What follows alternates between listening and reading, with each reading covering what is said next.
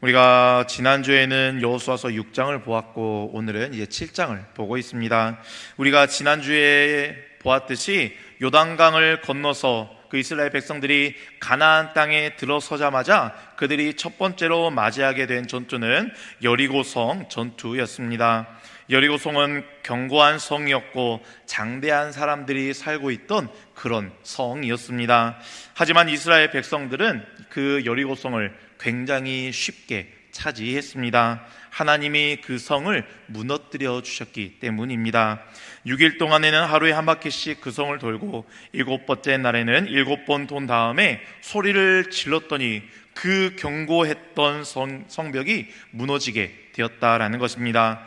아무리 강한 군대가 그 안에 있었다 할지라도 그렇게 모든 성벽이 한순간에 무너져 내려버리면 그곳을 지킬 의욕을 상실하게 될 것입니다.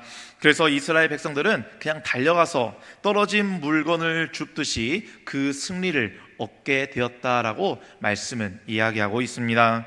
그런데 이스라엘 백성들이 여리고성 전투에서는 이겼지만 여리고성에 있었던 그 어떤 것도 가질 수는 없었습니다. 왜냐하면 첫 번째 제물처럼 여리고성에 있었던 모든 것들을 하나님께서 온전히 받으시기 원했기 때문입니다. 그래서 그들은 전리품을 하나도 취하지 못하고 전쟁에서 그냥 이기기만 했던 것입니다. 그래도 그것이 어딥니까? 솔직히 이스라엘 백성들이 홍해를 건너고 난 다음에 메추라기와 만나와 또한 불기둥과 구름기둥을 경험했지만 이렇게 압도적인 주님의 임재, 주님의 능력을 강력하게 경험했던 그러한 사건은 홍해가 갈라진 이후 40년이 지난 이 시점에 그것을 기억하는 세대는 많지 않았을 것입니다. 그들에게 요단강을 건너는 일도 홍해를 건넌 것과 같은 기적과 같은 일이었지만 요단강 자체가 그렇게 큰 강은 아니었기 때문에 감동이 그 40년 전과는 조금 덜했을 수도 있다라는 것입니다. 하지만 그들이 여리고성을 7바퀴 돌고 소리를 질렀을 때 그 난공불락 같았던 요새가 여리고성이 무너지는 것이 눈앞에 펼쳐졌을 때 홍해 이후의 세대들은 그 홍해가 갈라진 것 같은 압도적인 하나님의 능력과 임재를 경험하고 고백할 수가 있었다라는 것입니다. 그렇게 여리고성을 점령한 것은 이스라엘 백성들에게는 전리품 정도는 얻지 못했다라고 할지라도 충분히 기쁨이 되는 그러한 승리였음에는 분명합니다. 그리고 난 다음에 이스라엘 백성들은 다음 전쟁을 준비합니다. 다들 아시다시피 오늘 말씀에 나오는 아이성이라는 조그만 성입니다. 그 성에 정탐꾼을 보냈더니 군대가 다 올라갈 필요 없이 2-3천 명 정도만 보내면 되겠다라는 그러한 조그만 성이었습니다. 그래서 이스라엘 백성들은 3천 명만 올라갔습니다. 그런데 이스라엘은 그 전투에서 엄청난 패배를 맛보게 되었다라는 것입니다. 그냥 진 것이 아니라 오늘 말씀을 보면 어떻게 졌냐면 성 안에 있는 군사들이 밖에까지 나와서 끝까지 이스라엘 백성들을 쫓아와 쳐 죽였다라고 말씀은 이야기하고 있습니다. 웬만하면 성을 지키는 군사들은 그 성 밖으로 잘 나오지 않습니다. 그런데 그들이 위협을 무릅쓰고 성 밖에 나왔다라는 것은 그만큼 자신이 있었고 그만큼 아이성의 군인들의 전투력이 압도적이었다라는 것을 또한 우리가 생각해 볼 수가 있는 그러한 장면입니다. 그렇게 이스라엘 백성들은 아주 처절한 패배를 맛보게 되었다는 것입니다. 이후에 이스라엘 백성들은 사기가 완전히 떨어지게 됐습니다. 성경은 그 상황을 백성의 마음이 녹아서 물같이 되었다라고 말씀하고 있습니다. 물같이 되었다. 즉 다시 추스려서 공격할 마음조차 먹지 못할 정도로 완전한 절망의 늪에 빠져버렸다라는 것을 말씀해주고 있는 것입니다.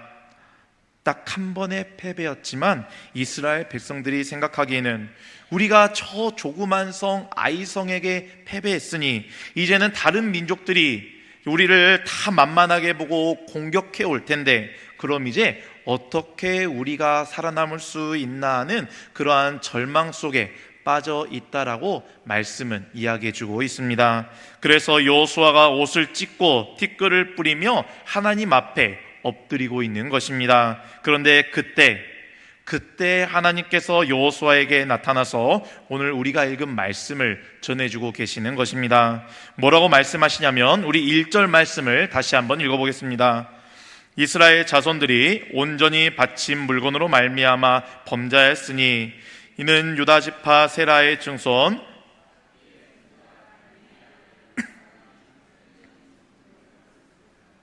여호와께서 이스라엘 자손들에게 진노하시니라. 아멘. 너희들이 왜 졌는지 아냐? 너희들이 왜 졌는지 아느냐? 이스라엘이 범죄했기 때문에 졌다. 너희들이 나의 언약을 지키지 않았고 온전히 바칠 그 제물을 도적질했기 때문에 너희들은 대적에게서 도망치는 신세가 되었다라고 말씀하고 계시는 것입니다. 그러니 너희들이 그 온전히 바친 물건을 너희 중에서 멸하지 아니하면 내가 다시는 너희와 함께 있지 않겠다라고 말씀하고 계십니다.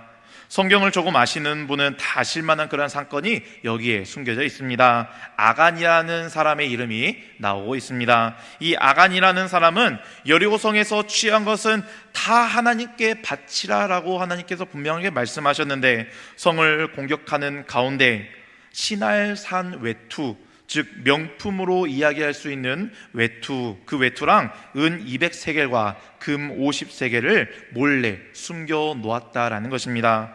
그런데 저는 이런 생각을 한번 해보았습니다.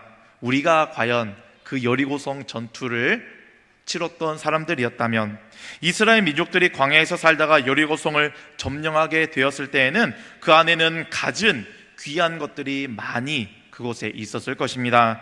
여리고 성이라는 곳은 단기간에 세워진 성이 아니라 오랜 기간, 오랜 문화가 있었던 곳이었기 때문에 광야에서 살던 이스라엘 백성들에게는 신기하고 귀해 보이는 물건이 그곳에 많이 있었을 것이라는 것입니다. 그런데 그 물건들을 다 딱 덮어버리고 다 하나님께 드리고 그냥 나왔다라는 자체가 저는 굉장히 대단한 일이었지 않나 하는 생각을 해보게 되었습니다. 그런데 딱 한 명만 그렇지 않았다는 것입니다. 제가 생각하면 한 10명 정도는 아간처럼 숨기지 않았을까 하는 그러한 생각이 드는데 딱 한 명밖에 그렇지 않았다라는 것이 참 대단하게 여겨지는 것입니다. 물론 아간이 말씀을 보면 좀 많이 가지고 나오긴 했습니다. 아니 그런데 그곳에 보면 막 반짝반짝 거리는 그런 것들을 보면 집에 있는 이제 아내가 생각나서 몰래 이제 주머니에 넣어보기도 하고, 또 작은 물건들 이 정도는 버리면 아까운데 해서 조금씩 챙겼을 수도 있을 것 같습니다. 그래서 뭐 이런 것까지 하면서 숨기기 쉬운 것들, 숨기기에는 좋은 것들, 그런 것들을 가지고 오기에 참 쉬웠을 텐데 이스라엘 백성들은 참 믿음이 좋고 괜찮은 사람들이었던 것 같습니다. 그런 사람들이 어디 있겠습니까? 그런데 딱 한 명 아간만 하나님께 순종하지 않았다는 것입니다. 저는 이 대목에서 이 정도 되면 이스라엘 백성들의 수준은 꽤나 높은 수준에 있고, 그래서 하나님께서는 이 아간의 한 사람의 일탈을 개인적인 일탈로 치부해 버리시면 참 좋았지 않았을까 하는 그러한 생각을 해보게 되었습니다. 한 명밖에 자신의 것을 챙기지 않았다, 참 대단하다. 그래서 아간만 이 아이성 전투에서 죽으면 되지 굳이 한 사람의 그 일탈을 가지고 모든 이스라엘 민족들의 범죄로 하나님은 그것을 정하셔서 이렇게 크고 처절한 패배를 굳이 경험하게 하실 필요가 있었을까 하는 그러한 생각을 해보게 된다는 것입니다. 그런데 이 아간을 징계하는 사건은 이제 이스라엘 백성들이 출애굽을 하고 나서부터 광야의 그 40년의 긴 여정을 끝내고 가나안을 정복하는 모든 시간 가운데 하나님께서 마지막으로 내리신 징계의 사건으로 기록이 되고 있습니다. 즉 이 사건이 가지고 있는 의미가 크다라는 것입니다. 이 뒤로는 징계가, 하나님의 징계하심이 여호수아서에서 나타나고 있지 않습니다.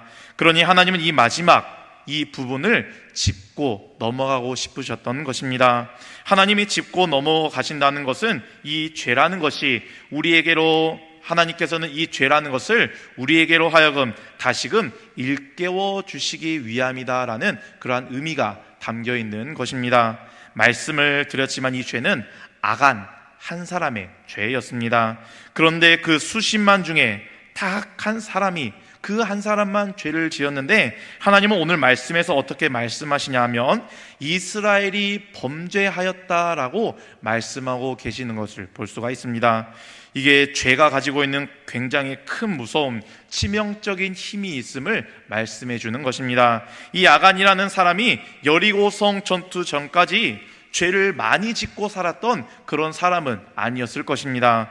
그도 여리고성을 점령할 때 말도 안 되는 하나님의 말씀에 순종하면서 여리고성을 7바퀴를 돌고 마지막에 소리를 치며 그 여리고성이 무너지는 그 전쟁 가운데 열심으로 그 전쟁에 참여했던 그런 사람이었을 것입니다.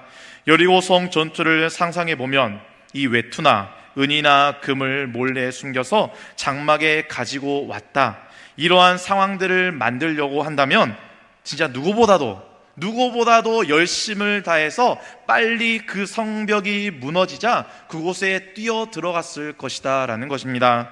처음부터 훔칠 생각을 가지고 들어가지는 않았을 것입니다.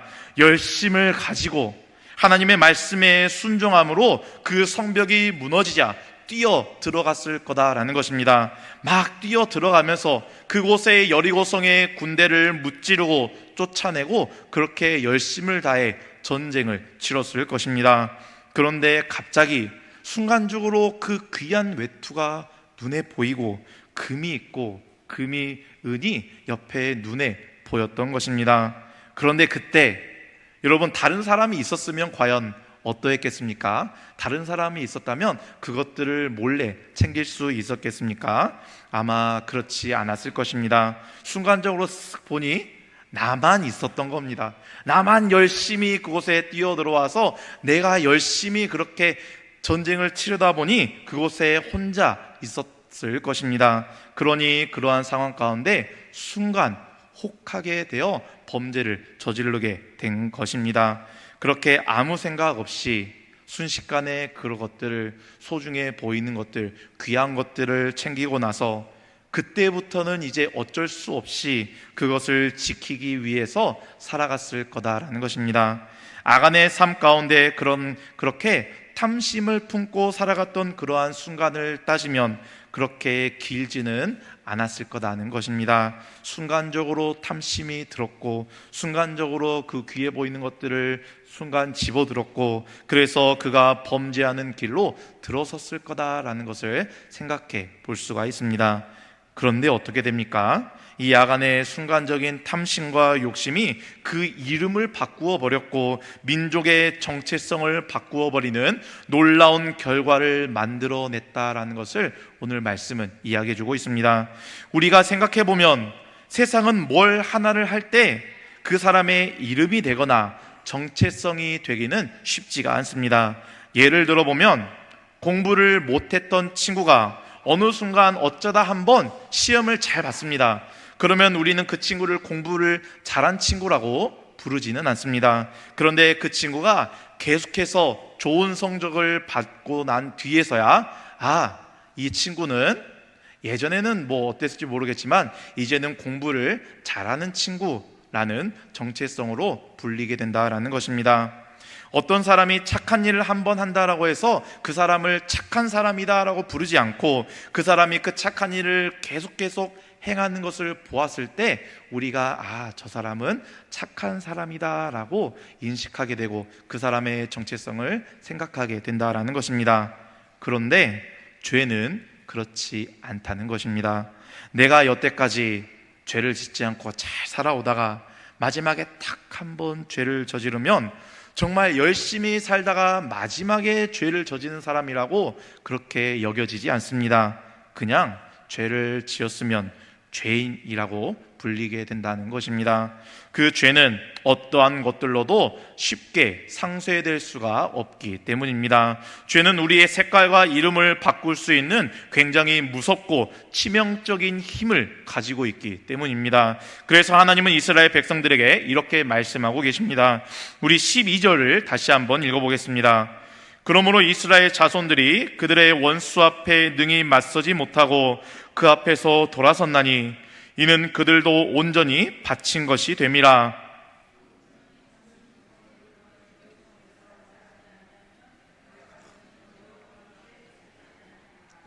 아멘.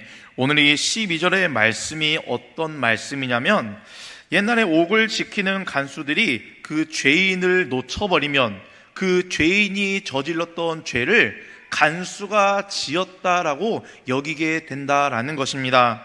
그래서 굉장한 무서운 결과를 얻게 되는 것입니다. 우리가 잘 아시다시피 사도행전에서 보면 빌립보 지역에서 사도 바울이 전도를 하다가 옥에 갇혔을 때 지진으로 인해서 옥문이 열리는 것을 우리는 잘 알고 있습니다. 그때 간수는 자살을 하려고 했습니다. 간수가 자살을 하려고 했던 이유는 문이 열려버렸으니 이제는 죄인들이 다 도망치면 그 죄인들이 지은 모든 죄가 내가 지은 것이 되기 때문입니다. 그러니 차라리 죽는 게 속편할 거다라고 생각하며 그렇게 자결을 하려고 했던 것입니다. 하나님께서는 이스라엘에게 여리고를 바치라라고 말씀을 하셨습니다. 여기에서 이스라엘은 하나님께 바치는 사람이고 여리고 성에 있는 것들은 하나님께 바쳐야 하는 제물이 되어야 하는 것입니다. 그런데 그들이 바쳐야 할 그 제물을 온전히 바치지 않고 그 중에 얼마를 취해서 자기의 것으로 갖게 되는 순간 그들의 운명이 바쳐져야 할 제물이 되어 버렸다라는 것입니다. 조금 더 쉽게 이야기하자면 여리고 성은 멸망해야 할 곳이었고 이스라엘 백성들은 멸망시키는 사람이었던 것입니다. 그런데 멸망해야 할 그것들을 이스라엘 백성들이 취하게 되자 그들의 정체성이 여리고성을 멸망시키는 자에서 여리고성처럼 멸망해야 할 존재가 되어버렸다라는 것입니다. 죄라는 것이 그런 무서움을 가지고 있다라는 것을 하나님은 분명하게 짚고 넘어가고 계시는 것입니다. 그리고 그 뒤로 그 문제를 해결할 때는 제비를 뽑게 하십니다. 아간이 그러한 죄를 저질렀다는 것을 하나님이 모르실 리도 없고 하나님은 그냥 여호수아야 아간이 죄를 저질렀으니 너희들 가운데서 아간을 제거해야 된다라고 말씀하시면 좋았을 텐데 하나님은 그렇게 이야기하지 않으시고 제비를 뽑으라라고 말씀을 하셨습니다. 제비를 뽑는다라는 것은 모든 백성들이 훔친 것이 없는 백성이라고 할지라도 굉장히 긴장하게 만드는 그러한 순간이었을 것입니다.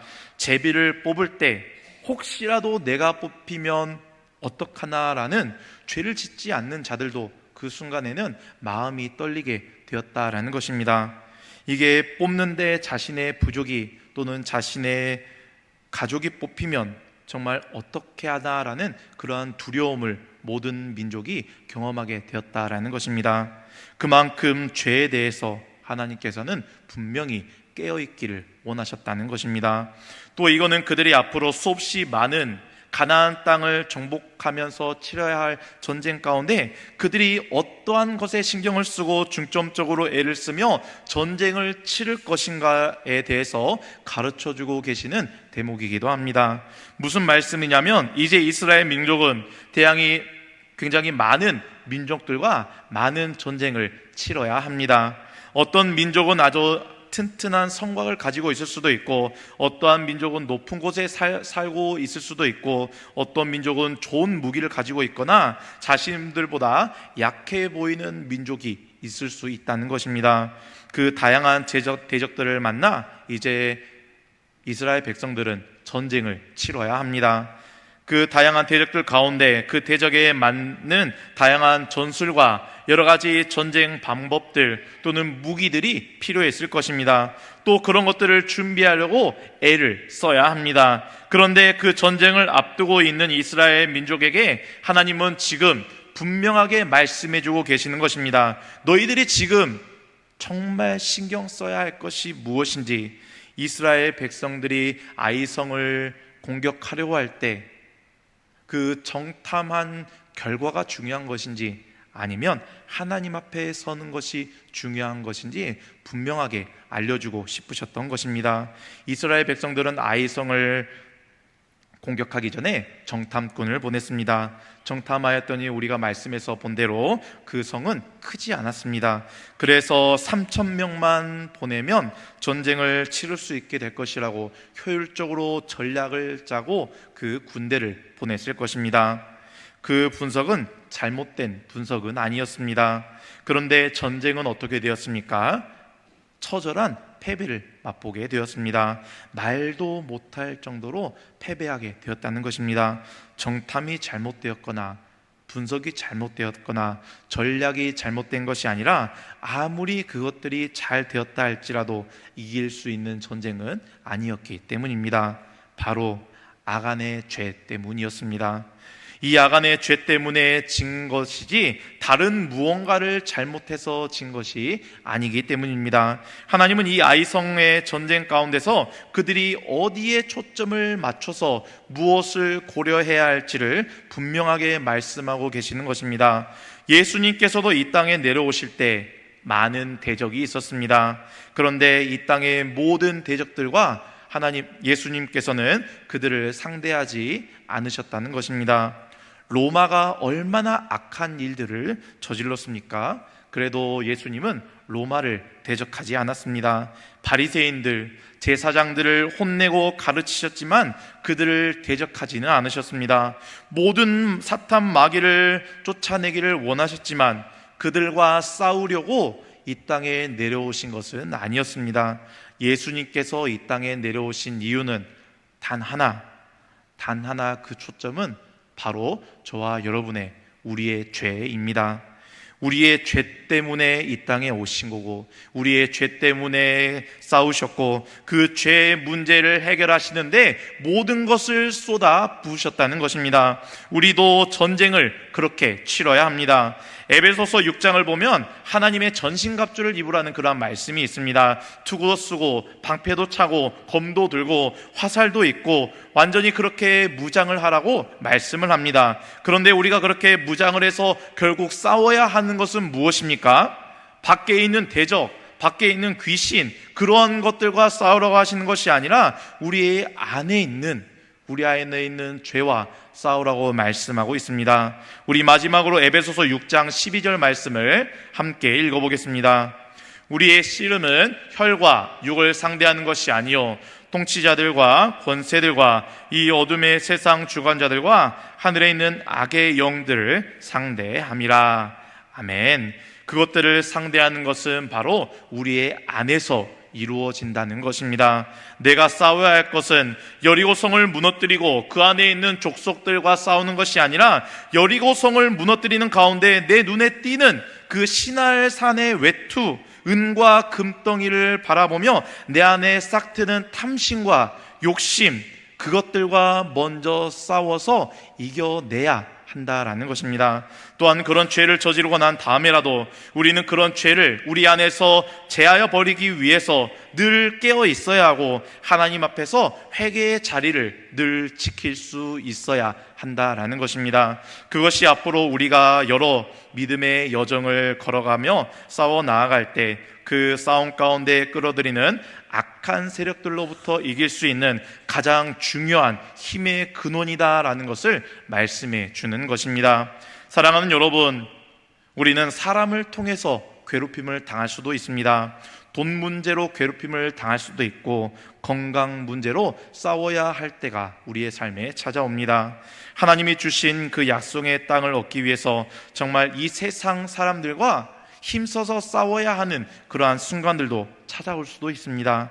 하지만 정말 그 자리에서 우리가 승리하기 위해서는, 우리가 싸워야 하는 것은 나를 괴롭히는 것이 아니라 병도 아니고 암도 아니고 돈도 아니고, 우리가 정말 그 승리를 얻기 위해서는 내 안에 있는, 내 안에서 싹트는 죄의 문제와 싸울 수 있을 때, 그리고 그것을 예수 그리스도를 의지하여 이겨 나아갈 때 하나님께서는 저와 여러분의 삶 가운데 승리를 맛보게 하신다는 것입니다. 그럴 때 하나님께서 가나안을 주시듯 건강을 주시고, 하나님께서 그 대적을 내 무릎 앞에 꿇게 하듯이 우리에게 놀라운 축복을 주실 것이다 라는 것을 기억하시기를 바랍니다. 그러니 내가 미워하고 상대방을 죽이려는 그 마음을 가지고 승리를 원하는 것이 아니라, 내가 내 죄와 싸울 때 하나님께서는 저와 여러분에게 가나안 땅을 주시듯 믿음의 승리를 주시게 된다라는 것입니다. 이러한 싸움에, 우리의 영적인 싸움에 초점을 잃지 않고 죄로부터의 승리를 경험하며 믿음의 여정을 한 걸음 한 걸음 나아가는 저와 여러분이 되시기를 주님의 이름으로 축원합니다.